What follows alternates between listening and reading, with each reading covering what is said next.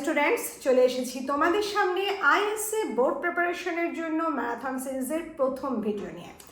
আজকের এই ভিডিওতে আমরা তারাশঙ্কর বন্দ্যোপাধ্যায় রচিত তাসের ঘর গল্পটার সমস্ত সম্ভাব্য প্রশ্ন কোথা থেকে হতে পারে এই গল্পের, সেটা নিয়ে যেমন আলোচনা করব, সেই সঙ্গে আলোচনা করব এই গল্পের টেক্সচুয়াল প্রশ্ন ছাড়াও কোন ধরনের প্রশ্ন তোমাদের জন্য খুব ইম্পর্টেন্ট হয়ে পড়ে, যেটা তোমাদের এক্সামের প্রিপারেশনের জন্য অত্যন্ত হেল্পফুল হবে। আমি নিশ্চিতভাবে বিশ্বাস করি যে তোমরা প্রত্যেকেই ইতিমধ্যে গল্পটা একবার পড়ে ফেলেছো এবং বিষয়টা অন্তত জানো। আজকে আমি সরাসরি বিষয় না ঢুকে চরিত্র দিয়ে শুরু করব। আমাদের এই তাসের ঘর গল্পের মূল চরিত্র বা প্রধান চরিত্র একজন নায়িকা চরিত্র বা নারী চরিত্র, যার নাম শৈল। আর তার স্বামী অমর, যে এই গল্পের প্রধান পুরুষ চরিত্র। আছে শৈলর শাশুড়ি, আছে শৈলর ননদ গৌরী, যদিও তাকে আমরা খুব সামান্য হয়তো একটা বা দুটো সংলাপের মধ্যে পেয়েছি। আছেন শৈলর মা এবং বাবা মহেন্দ্রবাবু, শৈলর দাদা। অমরের ছোট ভাইয়ের প্রসঙ্গ উঠেছে, কিন্তু তার কোনো সংলাপ আমরা গল্পে পাইনি। এছাড়া আমরা যে চরিত্র পেয়েছি সেটা হচ্ছে যাদেরকে নিয়ে গল্প কেন্দ্রীভূত হয়েছে, ক্রমশ এগিয়ে গিয়েছে সেই হরেন্দ্রবাবুর বাড়ির মহিলাদের চরিত্র। সেই চরিত্রেরও সংলাপ খুব বেশি না থাকলেও গল্পের একেবারে কেন্দ্রে অবস্থান করছে, কারণ তারা না থাকলে গল্প কিন্তু সামনের দিকে অগ্রসরই হতো না। যাই হোক, প্রথমেই আমরা আসবো শৈল চরিত্র প্রসঙ্গে। এই যে আমরা শৈলকে দেখছি, শৈল হাসি খুশি সুন্দরী, মানুষের সাথে কথা বলতে একেবারে পটিয়সী যাকে বলে, কারোর সম্পর্কে কোনো খারাপ কথা বলা তার মধ্যে যেমন নেই, ঠিক সেই সঙ্গে মানুষকে সহজে ভালোবেসে আপন করার ক্ষমতাও এই শৈলর মধ্যে আমরা দেখেছি। এমনকি বিয়ে করে শৈল শ্বশুরবাড়িতে এসেছে, 2 বছর সে স্বামীর সংসারে বাস করছে। স্বামীর প্রসঙ্গে আমরা পরে আসছি, শাশুড়ি ননদ দেওরদের সাথে হয়তো বাস করছে, কিন্তু সেখানে কারোর সাথে তার কোনো ঝগড়ার কোনো অংশ আমরা এখানে পাইনি। এমনকি শাশুড়ি বলছেন যে তার বৌমা ভালো হয়েছে, সাতচরে রা করে না, কথা বললেও সে কখনো তর্ক করে না শাশুড়ির সাথে, বিনা বাক্যবায়ে নিজের দোষ নির্দ্বিধায় স্বীকার করে, সেটাও আমরা গল্পের মধ্যে দেখেছি। কিন্তু এই শৈলর একটা ছিল মারাত্মক দোষ, মনোবিকলনগ্রস্ত ছিল এই শৈল। সে প্রতি বিষয়েই অনেকটা বাড়িয়ে বলতো, কল্পনাপ্রসূত ঘটনা তুলে ধরতো মানুষের সামনে। সেটা যে সে শুধু বাড়ির ক্ষেত্রে, মানে নিজের বাড়ির বিষয় সম্পর্কে শ্বশুর বাড়িতে বলতো তা কিন্তু মোটেই নয়। সে যেমন বাপের বাড়িতে শ্বশুর বাড়ির প্রশংসা করেছে, আবার শ্বশুর বাড়িতে বাপের বাড়ির প্রশংসা করেছে।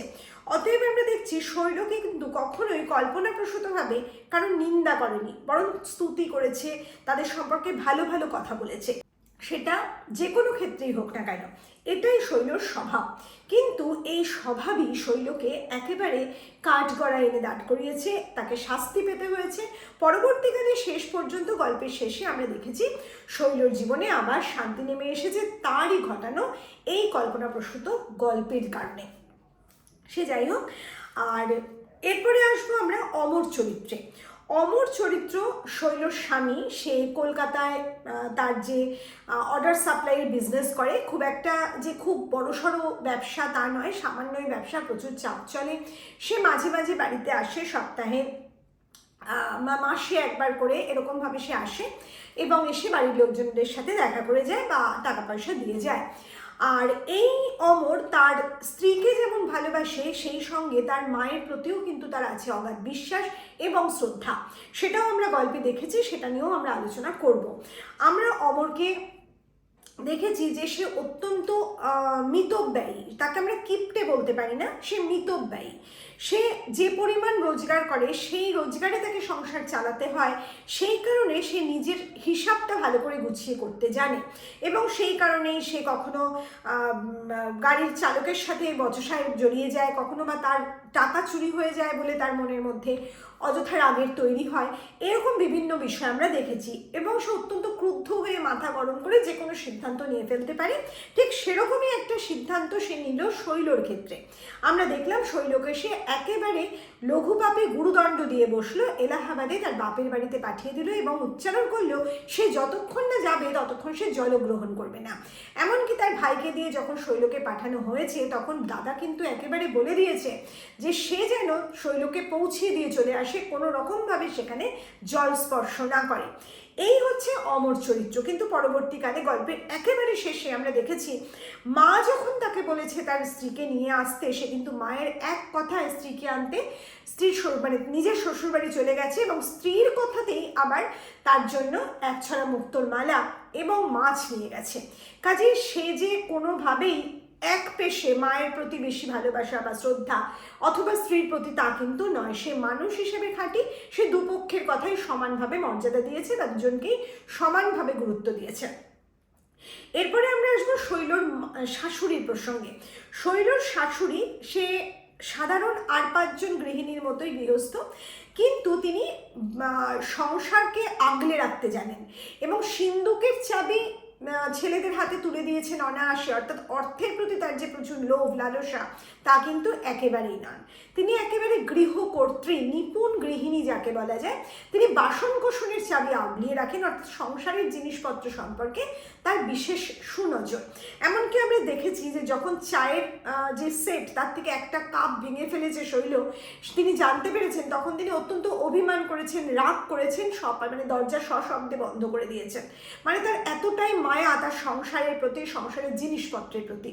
আবার এই শাশুড়িকেই আমরা দেখি যে যখন প্রতিবেশীরা বলেছে যে তোমাদের থেকে ভালো ঘরে বিয়ে হয়েছে ছেলের, তখন কিন্তু তিনি অভিমান করেছেন, কষ্ট হয়েছে তার, তোমাদের থেকেও ভালো ঘর, এ কথা আঘাত করেছে তাকে। অতএব তার যে ঘর, সেই ঘর সম্পর্কে তিনি একেবারে উচ্ছ্বসিত, নিজের মনে নিজে মানে গর্বিত, সেখানে আঘাত তিনি সহ্য করতে পারেননি। তার জন্যই তিনি তার বৌমার যে তত্ত্বতল্লাশ করা হয় না, বাপের বাড়ির লোকেরা করেন না 2 বছর বিয়ে হয়ে আসার পর, সেটা তিনি প্রকাশ্যে বলে ফেলেছেন, নিজের রাগটা চেপে রাখতে পারেননি। কাজে খুব যে জটিল কুটিল প্রকৃতির মানুষ তিনি আমি বলতে পারি না, কারণ তিনি নিজের কথাটা একেবারে তুলে ধরেন।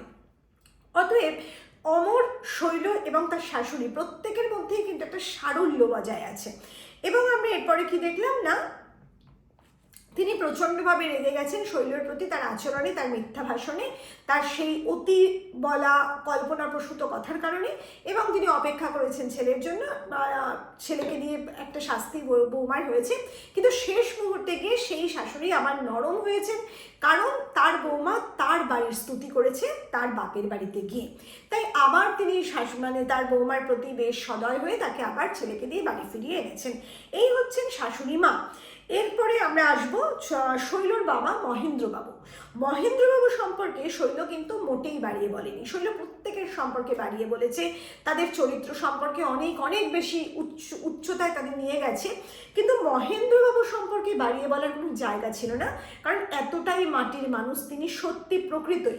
মহেন্দ্রবাবু একেবারে সাধারণ মানুষ, তিনিও সংসারের প্রতি যে খুব আসক্ত, অর্থের প্রতি আসক্ত তা নয়, তিনি একজন উদাসীন সাধারণ মানুষ।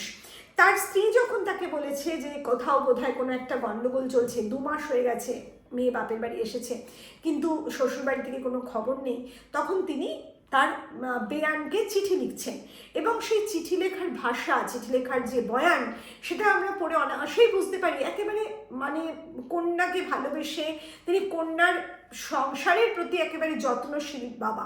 তিনি কখনোই চাননি যে তার কন্যার শ্বশুরবাড়ির লোকে তাদের কোনো আচরণে আঘাত পাক বা তার কন্যার প্রতি অসদয় থাকুন।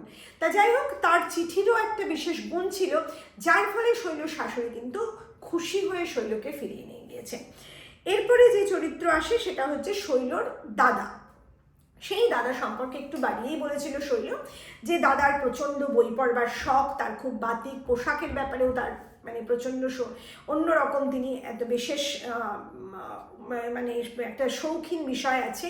কিন্তু আমরা যখন চাক্ষুষ করি গল্পের মাধ্যমে, তখন দেখি তার দাদা কিন্তু একেবারে অন্যরকম। বই পড়া তো দূরস্থ, তার দাদা মাছ ধরতে ভালোবাসে এবং সেই মাছ ধরার জন্য সে এতটাই ব্যস্ত যে শৈলর শ্বশুর বাড়িতে নতুন যে পুকুর আছে সেখানেও একদিন মাছ ধরতে যাবে বলে সে মনে করে। তা যাই হোক, এইরকম একটা চরিত্র শৈলর দাদা, যার সম্পর্কে শৈল কিন্তু একেবারে বাড়িয়ে বলেছিল। এবং আগাবাস্তলা চরিত্রটাকে আমি অন্য দেখি, সে একেবারে সিগারেট মুখে নিয়ে হাতে নিয়ে প্রবেশ করে আমাদের গল্পের মধ্যে পাঠকের সামনে। তা সেই চরিত্রকে সম্পূর্ণভাবে বদলে দিয়েছিল শৈল। অতএব শৈলর যে দৃষ্টিকোণ সেটা একেবারে সুন্দর একটা ভালো স্বচ্ছ দৃষ্টিকোণ। সেই দৃষ্টিকোণ কিন্তু আমরা কখনোই খারাপ বলতে পারি না, বরং সে মনোবিকলনে যে ঘটনাগুলো ঘটিয়েছে সেগুলো সবটা কিন্তু অন্যের ভালোর দিকটাকেই তুলে ধরেছে এবং তার মনের ভেতরে যে মানুষের ক্ষতি করার কোনো জায়গা নেই সেটা কিন্তু এই গল্প একেবারে তুলে ধরে। এই হচ্ছে আমাদের চরিত্রগুলো। এবার আমরা বলবো যে গল্পের কোন কোন জায়গা থেকে কি ধরনের প্রশ্ন আসতে পারে। গল্পে যে শুরু হয়েছে আমরা দেখেছি যে হরেন্দ্রবাবু যারা কলকাতায় থাকেন প্রবাসী, তারা গ্রামে ফিরেছেন এবং তাদের বাড়ির মহিলারা বেড়াতে আসছেন এই শৈলর শ্বশুরবাড়িতে, এবং সেই প্রসঙ্গেই একটা হুলস্থুল কাণ্ড বেঁধে গেছে। চায়ের বাসন নামাচ্ছেন গৌরী, মানে শৈলর ননদ, তার নাম গৌরী। নামগুলো কিন্তু অবশ্যই মাথায় রাখবে। গৌরী, সে দেখেছে একটা কাপ নেই, সেই নিয়ে একটা গণ্ডগোল সৃষ্টি হয়, কিন্তু সেখানেই আমরা দেখি শৈল অকপটে স্বীকার করেছে সেই কাপটা সেই ভেঙে ফেলেছে। কাজে শৈল যে মিথ্যাচার করে না, সে অকপটে তার স্বীকার করতে পারে, এটাই কিন্তু প্রমাণ। আবার আমরা দেখেছি এই যে অংশটা চায়ের সেট প্রসঙ্গ, এখান থেকে একটা প্রশ্ন কিন্তু আসতে পারে, কেন সেটা বের হচ্ছিল, চায়ের সেট নিয়ে কি ঘটনা ঘটেছিল, সেইখান থেকে চরিত্র শৈলর কি বেরিয়ে এলো, শৈলর মায়ের কোন চারিত্রিক বৈশিষ্ট্য বেরিয়ে এলো, এই বিষয়গুলো একটু মাথায় রাখবে। এরপর আসছে কি যে আমরা দেখছি শৈল যখন শাড়ি পরছে, শৈল যখন সিঙ্গারা তৈরি করছে, মানে প্রবাসী গৃহিণীদের জন্য জলখাবার তৈরি করবে, সেই সময় তার বাপের বাড়ির প্রশংসা করছে, সেই হিঙের কথা বলছে। তার বাপের বাড়ি যে একটা সম্ভ্রান্ত উচ্চবংশীয় সেটা বোঝাবার জন্য সে নানান রকম বানিয়ে বানিয়ে কথা বলছে। কাবুলিওয়ালারা তার বাবার কাছ থেকে ধার করে, মানে একটা অসম্ভব গল্প তৈরি করছে, যে গল্প বাড়ির লোকেরা শুনতে শুনতে তাদের কান ঝালাপালা হয়ে গেছে, তাদের আর ভালো লাগে না। গৌরী বলছে যে ওই শুরু হলো আবার, এতেই বোঝা যাচ্ছে সে সব সময় মানে প্রসঙ্গ উঠলেই বাড়িয়ে বাড়িয়ে নানান রকম গল্প বলে। এখানে যে কোনো লাইনগুলো তোমাদের প্রশ্ন আসতে পারে যে মহেন্দ্রবাবু মানে কারা বেড়াতে আসছে, তারা কোথায় থাকে, কি আয়োজন হচ্ছিল তাদের জন্য, এবং সেই আয়োজনের সময় শৈলর সাথে শাশুড়ি কী ধরনের কথোপকথন হয়েছিল, এই বিষয়গুলো কিন্তু ইম্পর্টেন্ট। এই সময় আমরা দেখেছি প্রতিবেশীর বাড়িতে শাশুড়ি এবং বৌমার মধ্যে একটা ঝগড়া চলছে।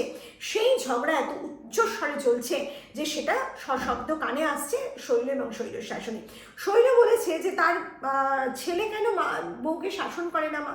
অতএব শৈলর মধ্যে যে মানসিকতা আমরা দেখেছি যে গুরুজনের প্রতি শ্রদ্ধা রাখা উচিত, গুরুজনের প্রতি একটা সশ্রদ্ধ মনোভাব, সেটা কিন্তু এই অংশে ধরা পড়ছে। এবং শাশুড়ি এই অংশেই তার বৌমার প্রশংসা করেছেন যে তার বৌমা কিন্তু এরকম নয়, সে কখনো উঁচু গলায় কথা বলে না, সে বড়দের শ্রদ্ধা করতে জানে, এটা আমরা বুঝতে পারি। এরপরে আমরা দেখি শৈল কাপড় ছাড়তে গেছে, ঘরের মধ্যে গৌরী আছে, এবং গৌরী যখন তার রঙের প্রশংসা করছে তখন আবার শৈল তার বোনেদের প্রশংসা টেনে আনে যে তার থেকেও ভালো গায়ের রং হচ্ছে তার বোনেদের। অতএব প্রতিটা কথায় তার থেকেও অন্যরা যে আরও বেশি, এটা বাড়িয়ে তোলাই যেন তার একটা উদ্দেশ্য বা তার মনের রোগ যাকে বলা যায় এটা। এরপরে আমরা দেখেছি প্রবাসী গৃহিণীরা এসেছেন এবং তারা যখন কথাবার্তা বলছেন তখন শৈল তার শিক্ষা সম্পর্কে বলতে গিয়ে এমন সব কথা বলে যে সে বাড়ি বসেই কলেজের পড়াও পড়ে ফেলেছে, তার বাড়ির মেয়েরা মানে তার বোনেরা আরও বেশি পড়েছে, দাদার প্রচণ্ড বাতিক বইয়ের, মহেন্দ্রবাবু সম্পর্কে কথা বলেন। এই সমস্ত কথা শুনে প্রবাসী গৃহিণীরা বলে ফেলেন যে তোমাদের থেকে ভালো ঘরে ছেলের বিয়ে হয়েছে, তোমাদের থেকে উঁচু ঘর। এই কথাটাই আঘাত পেয়েছেন শৈলর মা। এরপরেই দেখা যায় যে শৈলর শাশুড়ি মা তিনি বলেন যে এই যে 2 বছর বিয়ে হয়ে গেছে মেয়ের, বাড়ির থেকে তো তত্ত্ব তল্লাশ বলে কিচ্ছু দেখি না। এলাহাবাদে বাড়ি হচ্ছে শৈলর বাপের বাড়ি। এবার সেখান থেকে খোঁজ খবর নেওয়াটা কঠিন, আর তাদের অবস্থা তো অতটা ভালো না, কিন্তু শৈল সেই অবস্থা খারাপের দৃশ্যটা তুলে ধরতে চায় না, তার বাড়িকে ছোট করতে সে নারাজ। সেই জন্য সে বলে বসে যে বাবা যে জিনিস একবার দান করে সেটা যতক্ষণ না যে যার কাছে দান করেছে সে নিয়ে আসে ততক্ষণ তিনি নেন না, বলেন ওটা আমার বলে আমি আর দাবি করতে পারি না। এই যে প্রসঙ্গগুলো, এখান থেকেও কিন্তু প্রশ্ন হতে পারে, যে কোনো লাইন তুলে প্রশ্ন হতে পারে বাপের বাড়ির সম্পর্কে শৈল কি বাড়িয়ে বলেছিল। কাজেই তার বাবা সম্পর্কে বাড়িয়ে বলেছিল, তার দাদা সম্পর্কে বাড়িয়ে বলেছিল, এবং তার আর্থিক যে পরিস্থিতি পরিবারের সেই সম্পর্কে বাড়িয়ে বলেছিল। এগুলো একটু মাথায় রাখবেন। তা যাই হোক, এটা বলতে গিয়ে তার শাশুড়ি বলে যে জানি না, এইসব বলতে গিয়ে শৈল চট করে বলে ফেলে যে যখনই অমর টাকা চায় 50-80, সে বাবা কিন্তু সব সময় সেই টাকা পাঠিয়ে দেয়। আর এই কথাটা মানে আমাদের যে কোনো বাঙালি বাড়িতেই, যে কোনো বাড়িতেই খুব লজ্জার বিষয় যে জামাই শ্বশুর বাড়িতে হাত পাচ্ছে টাকার জন্য। স্বভাবতই এটা লজ্জার কারণ হয়ে দাঁড়ায় অমরের মায়ের ক্ষেত্রেও, কিন্তু শৈল ছেলে মানুষ, শৈল সেটা বোঝে না। মানুষের মান অভিমান সম্পর্কে সে কিন্তু অতটা ওয়াকিবহাল নয়। সে বুঝতেই পারে না যে এই কথাটা তার শ্বশুরবাড়িকে ছোট করা হচ্ছে। সে কথাটা বলে ফেলে, আর যখন তুম থেকে তীর বেরিয়ে যায় সে তীর তো ফিরিয়ে নেওয়া যায় না, সেটা একটা স্বাভাবিক বিষয়। এক্ষেত্রে শৈলর আর কিচ্ছু করার নেই। কিন্তু শৈলর শাশুড়ি তাকে বলে যে কখন, সে তখন আবার বলে হ্যাঁ নেন। এই যে কথাটা শুনে সবাই যখন চলে যায় প্রতিবেশীরা, শৈলর শাশুড়ি মা কিন্তু অত্যন্ত কষ্ট পান, অত্যন্ত রাগে ফুঁসতে থাকেন, অপেক্ষা করতে থাকেন অমরের জন্য। অমর কলকাতায় চাকরি করে, আগেই বলেছি, সে বাড়ি ফিরবে কবে সেই অপেক্ষা করতে থাকে। এই যে অবসরে শৈল কিন্তু একটার পর একটা চিঠি লেখার চেষ্টা করেছে তার স্বামীকে, সমস্তটা বুঝিয়ে বলার চেষ্টা করেছে, কিন্তু পারেনি। এটাও কিন্তু একটা চরিত্রের বিশেষ স্খলন যাকে বলতে পারি আমরা, এটা চরিত্রের একটা নেগেটিভ দিক, যেটা আমরা আমাদের ভুলটা চট করে স্বীকার করতে পারছি না। মানে আমি যে এরকম একটা ভুল করে ফেলছি সেটা বলে উঠতে পারছি না। এটা কিন্তু আর কিছু নয়, একটা ভয় থেকে। শৈল বলতে পারছে না তার স্বামীকে, ভয় থেকে। সে বুঝতে পারছে না যে এর ফলাফল কি হতে পারে। সে বারবার চেষ্টা করেও যখন পারেনি, এরপর অমর এসেছে। এই প্রসঙ্গে কিন্তু অবশ্যই তোমরা দেখে রাখবে যে অমর কলকাতা থেকে আসার সময় তার 50 টাকা চুরি হয়ে গিয়েছিল। সে যে গাড়িতে করে বাড়িতে পৌঁছেছে সেও কিছুটা টাকা বেশি নিয়েছে, মানে সে কথাও আমরা এখানে দেখেছি যে 4টে পয়সা লোকসান হলো বাড়ি এসে। তা যাই হোক, ট্রেনটা ফেল করেছে। এই যে প্রসঙ্গগুলো, যে কারণে অমর অত্যন্ত উত্তপ্ত ছিল। এখানে কিন্তু শিক্ষণীয় আর একটা বিষয় আমরা লক্ষ্য করলাম, কি যে বাইরে থেকে যখন কোনো মানুষ বাড়িতে প্রবেশ করছে, সেই মুহূর্তে যখন তাকে কোনো কিছু বলা হচ্ছে, রাগের কথা বলা হচ্ছে, সে অত্যন্ত রেগে উঠছে। এই কথাটা যদি শৈলর শাশুড়ি মা একটু পরে বলতেন, অমর একটু স্থির হলে, একটু শান্ত হলে বলতেন, তাহলে হয়তো ব্যাপারটা অন্যভাবে ঘটতো। কিন্তু তা হয়নি। উত্তপ্ত মাথায় এইরকম একটা কথা যখন তাকে বলা হয়েছে, সে আরও উত্তপ্ত হয়ে উঠেছে। সে দেওয়ালে মাথা ঠুকতে থেকেছে এবং সে বলেছে শৈল যতক্ষণ এই বাড়িতে থাকবে সে জল স্পর্শ করবে না। শৈলর মা দেওয়ালের থেকে তাকে বাঁচিয়েছেন এবং তাকে এলাহাবাদে সেই রাতেই পাঠিয়ে দেওয়া হয়েছে, রাতের ট্রেনে, তার অমরের ভাইকে দিয়ে, এবং তাকেও বলে দেওয়া হয়েছে সে যেন জলগ্রহণ না করে। এই যে ব্যাপারটা, কেন অমর ফিরে এলো, কেন অমর ওখানে জলগ্রহণ করলো না, সেটাও কিন্তু তোমাদের মনে রাখতে হবে। এরপর আমরা দেখছি শৈল যখন বাপের বাড়িতে প্রবেশ করছে, তার বাড়ির চিত্র সেটা সহজেই প্রমাণ করছে তার বাপের বাড়ি কিন্তু সেরকম উচ্চবিত্ত নয়, বরং অত্যন্ত সাধারণ গরিব একটা ঘর। শৈলদের শ্বশুর বাড়ির থেকেও কিন্তু গরিব ঘর শৈলর বাপের বাড়ি, সেই চিত্র আমরা দেখছি। এবং শৈলকে এখানে আমরা বলবো যে সে কিন্তু তার বাপের বাড়িকে ছোট করতে পারছে না। পিতৃগৃহে সে জন্মগ্রহণ করেছে, সেই পিতা তার কাছে এতটাই শ্রদ্ধার, এতটাই ভালোবাসার, সেই ঘর তার কাছে এতটাই আদরণীয় যে সেই ঘরের নিন্দা সে কখনোই করতে পারেনি, বরং বাড়িয়ে বলেছে যাতে প্রতিবেশীরা তাকে কখনোই ছোট ঘরের মেয়ে বলে মনে না করে। কিন্তু সে ভুলে গেছে যে কতটা মাত্রা রেখে কথা বলা উচিত। কথা বলার সময় যে একটা মাত্রা থাকা প্রয়োজন, এটাও কিন্তু গল্পের একটা শিক্ষণীয় বিষয়। যদিও আমরা যে চরিত্রকে এখানে পাচ্ছি সেটা সম্পূর্ণ মনোবিকলনজাত সমস্যা, যে সমস্যা কিন্তু একটা অসুস্থতা, একটা রোগ। যাই হোক, এরপরে আমরা কি দেখলাম যে বাপের বাড়ি গিয়ে শৈল যখন 2 মাস কাটিয়ে ফেলেছে, তখন তার মধ্যে কিন্তু সে অনেক কথা বলে ফেলেছে। তার দাদাকে সে বলেছে যে তাদের কলকাতায় বাড়ি হচ্ছে, তার দেওর অত্যন্ত ভালো ফল করেছে, মাত্র কয়েক নম্বরের জন্য প্রথম হতে পারেনি। এমনকি এও বলেছে তার একটা চাকরির যোগাযোগ হচ্ছে, সেই চাকরির জন্যই সে তাকে দিয়েই চলে গেছে, তাকে একজনের সাথে দেখা করতে হবে। এই যে কথাগুলো বাড়িয়ে বলেছে, এর ফলে শ্বশুরবাড়ির একটা সম্মান আর সে তার বাপের বাড়িতেও রক্ষা করেছে, মানে মেয়ের যেখানে বিয়ে দিয়েছি সেটা আরও উন্নতর জায়গায় যাচ্ছে, জামাইও খুব ভালো, এটা তার ভালো লাগা, মানে বাপের বাড়ির লোকজন একটা খুশি হবে মেয়ের মানে শ্বশুর বাড়ির কথায়। এখানেও আমরা দেখেছি যে শৈলর বৌদি বলছে ওই শুরু হলো আবার, কাজে বোঝা যায় যে দুই বাড়িই কিন্তু জানে তার একটা প্রশংসা করার যে স্বভাব, সেই স্বভাব সম্পর্কে। তা যাই হোক, এরপরে শৈলর মা যখন মহেন্দ্রবাবুকে বলেছেন তিনি চিঠি লিখছেন, চিঠিটা কি ছিল এটা কিন্তু তোমাদের জন্য অত্যন্ত ইম্পর্টেন্ট একটা বিষয়। তিনি খুব সুন্দর করে লিখছেন, আমি আপনার অনুগৃহীত ব্যক্তি, শৈলকে চরণে স্থান দিয়া আপনি আমার প্রতি অশেষ অনুগ্রহ প্রকাশ করিয়াছেন।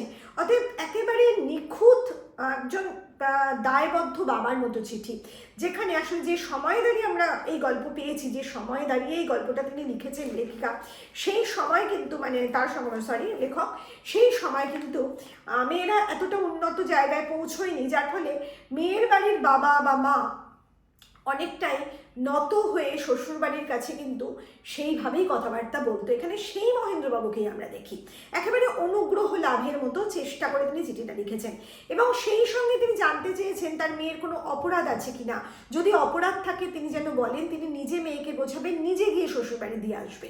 কিন্তু আর তার সাথে যে অংশগুলো যোগ করেছেন পুনশ্চ বলে, যে ছেলের ভালো খবর, মানে অমরের ভাইয়ের যে ভালো খবর ফলাফল পরীক্ষার, তাদের বাড়ি করার প্রসঙ্গ, এই কথাগুলো পড়ে শাশুড়ির অনেকটা মানে শান্তি হয়েছে যে তার বৌমা শুধুমাত্র তার বাড়ির অপমান করেনি, সে কিন্তু তার বাড়ির আরও উচ্চ কথা বলে, ভালো ভালো কথা বলে তার বাড়িকে আরও উচ্চ জায়গায় তুলেছে তার বাপের বাড়ি গিয়ে। অতএব এইখানে শাশুড়ি হয়তো বুঝতে পেরেছেন যে শৈলর ছেলে মানসিক কোনটা বা তার স্বভাব কোনটা, তার রাগ অনেকটা কমে গেছে। তাছাড়াও যখন আমরা দেখি যে একটু দূরে চলে যায় মানুষ, কাছাকাছি থাকে না, তখন স্বাভাবিকভাবেই রাগটা কিন্তু একটু কমে যায়, এটা একটা স্বাভাবিক কথা। এখানে একটা লাইন আছে ইম্পর্টেন্ট, মনে তাহার যে ক্রোধবহ্নি জ্বলিতেছিল, ইন্ধনের অভাবে সময় ক্ষেপে সে বহ্নি নিভিয়া গিয়াছে। কেউ ইন্ধন দেওয়ার নেই, মনে করিয়ে দেওয়ার নেই। দ্যাট মিন সেই পরিবারের কিন্তু প্রত্যেকটা মানুষ ভালো, কেউ কিন্তু অন্যের বিষয়ে কোনো মানে তাকে খারাপ করার চেষ্টা করে তা কিন্তু নয়, একেবারে সাধারণ একটা ছাপোষা ঘর, সবাই সবাইকে নিয়ে থাকতে ভালোবাসে, কাজে ইন্ধন দেয়নি কেউ। এবং তার শাশুড়ির রাগটা আস্তে আস্তে কমে গেছে, শৈলও অনেকদিন হলে চলে গেছে, এবং শৈলর ভালো গুণগুলো যে ছিল যার কারণে শৈলর অভাব বোধটাও শাশুড়িকে মানে পেয়ে বসেছিল। আর এই মহেন্দ্রবাবুর চিঠিতে সে একেবারে গলে জল হয়ে গেলেন, তিনি অমরকে পাঠিয়ে দিলেন আনতে। তার আগে আমরা দেখছি অমরকে শৈল চিঠি লিখছে যে সে যেন একটা বড় মাছ নিয়ে আসে 10-12 সেরের, আর ঝুটা মুক্তার মালা, কারণ সে এইসব কথা ওখানে পাওয়া যায় প্রচুর, সে এইসব কথা বলেছে তার বাপের বাড়িতে, তার পুকুরে অনেক বড় বড় মাছ পাওয়া যায়। এই বিষয়টা শৈলর স্বামী অমর যখন এসেছে তখন সে সব কিছু নিয়ে এসেছে, অত বড় মাছ না আনলেও একটু ছোট এনেছে, এবং যখন রাত্রিবেলা তারা শয়নকক্ষে এসেছে স্বামী স্ত্রী, তখন সেই পত্রটা বার করে শৈলকে জানতে চেয়েছে এটা কি, আমাদের তো পুকুরও নেই, কিছুই নেই, কেন এই কথা। এই কথা শুনে একেবারে কান্নায় আছাড় খেয়ে পড়েছে তার বিছানায়, বালিশ ভিজিয়ে দিয়েছে, ভেঙে পড়েছে কান্নায় শৈল। আসলে এখানে শৈলর একটা নরম মনের পরিচয় আমরা পেলাম, সে চায় না কাজগুলো করতে, কিন্তু কোথাও যেন হয়ে যায়, ওটাই হচ্ছে মনোবিকলনজাত সমস্যা, এটাই এই গল্পের বিষয়। তা যাই হোক, এই হচ্ছে আমাদের এই তাসের ঘর গল্পের বিষয়টা। এখান থেকে তোমাদের যে কোনো প্রশ্ন আসতে পারে, যে বিষয়গুলো আমি মনে রাখতে বললাম, যে কি কি আনতে বলেছিল স্বামীকে, তারপর শেষ পর্যন্ত কি ঘটলো। মহেন্দ্রবাবুর চিঠিটা কিন্তু খুব খুব ইম্পর্টেন্ট। এর মধ্যে যেটা আর একটা বিষয় সেটা হচ্ছে নামকরণ। নামকরণ কি আমরা জানি, তাসের ঘর শব্দটার মধ্যেই আছে তাস দ্বারা নির্মিত ঘর, যে ঘর ফু দিলেই ভেঙে পড়ে। এখানে লেখক যেন বোঝাতে চাইলেন আমাদের যে সংসার জীবন সেটা তাসের ঘরের মতোই অতি ঠুনকো, কোন কথায় কে যে কখন আঘাত পায় সেটা বলা খুব মুশকিল, যে কোনো মুহূর্তে সেই ঘর কিন্তু ভেঙে পড়তে পারে। কাজেই প্রত্যেক মানুষ যেন তার কথা বলার সময় সচেতন হন, এটাই যেন লেখকের একটা বার্তা, আর সেটাই আমরা গল্পের মধ্যে খুঁজে পেয়েছি। কাজে গল্পের নামকরণ সম্পূর্ণ সার্থক, পড়ে রইল ছোট গল্প হিসাবে সার্থকতা। ছোট গল্পের যে বিষয়গুলো আমরা জানি, চরিত্রের সংখ্যা কম হবে, গল্পের মধ্যে একটা মাত্র ঘটনাকে কেন্দ্র করেই গল্প আবর্তিত হবে, এবং তার সাথে আমরা দেখব ঘটনার যে বর্ণনা সেগুলো খুব একটা বেশি থাকবে না। এই সমস্ত বিষয় কিন্তু এখানে সম্পূর্ণভাবে অক্ষুণ্ণ রাখা হয়েছে, এবং গল্প শেষেও পাঠকের একটা না পাওয়ার বেদনা, মানে এরপরে কি হলো জানার একটা আগ্রহ, সেই শেষ হয়ে হইল না শেষ, সেই অতৃপ্তি বোধটাও কিন্তু রয়ে গেছে। কাজে সর্বতোভাবে আশাপুর এই তারাশঙ্কর বন্দ্যোপাধ্যায় রচিত তাসের ঘর আমাদের কাছে একেবারে সার্থক ছোট গল্প হয়ে উঠেছে। এটা সম্পূর্ণভাবে লার্ন করবে। এছাড়া যে অংশগুলো পড়বে তারাশঙ্কর বন্দ্যোপাধ্যায় রচিত যে কোনো দুটো উপন্যাসের নাম, যে কোনো দুটো ছোট গল্পের নাম, সেগুলো তোমাদের এখানে দেওয়া আছে। এছাড়া আমাদের যে এক্সপ্যানেশন ভিডিও আছে সেখানেও কিন্তু দেওয়া আছে, সেখান থেকেও তোমরা লার্ন করতে পারো। প্রয়োজনে তোমরা আমাদের নোটস পারচেস করতে পারো। আমাদের একমাত্র হোয়াটসঅ্যাপ নাম্বার 87741621 নাম্বার। আর এছাড়াও এর যে ছোট কাহিনী সংক্ষেপের ভিডিও সেটাও কিন্তু আমাদের চ্যানেলে আপলোড করা আছে। তাহলে চলো খুব তাড়াতাড়ি ফিরে আসছি আমাদের ম্যারাথন সিরিজের দ্বিতীয় ভিডিও নিয়ে। খুব ভালো থেকো।